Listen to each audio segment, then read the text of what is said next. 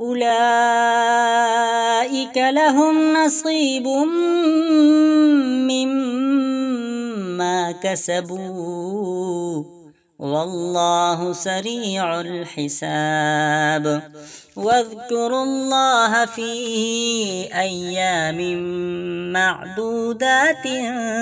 فمن تعجل في يومين فلا إثم عليه ومن تأخر فلا إثم عليه لمن اتقى واتقوا الله واعلموا أنكم إليه تحشرون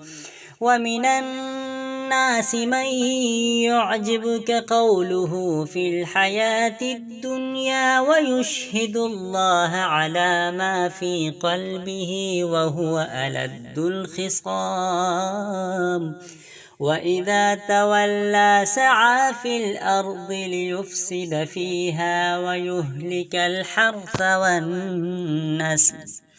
والله لا يحب الفساد وإذا قيل له اتق الله أخذته العزة بالإثم فحسبه جهنم ولبئس المهاد ومن الناس من يشري نفسه ابتغاء مرضات الله والله رؤوف بالعباد يا أيها الذين آمنوا ادخلوا في السلم كافة ولا تتبعوا خطوات الشيطان إنه لكم عدو مبين فإن زللتم من بعد ما جاءتكم البينات فاعلموا أن الله عزيز حكيم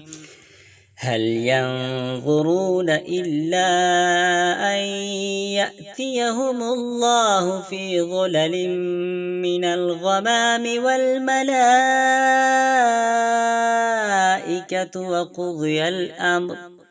وإلى الله ترجع الأمور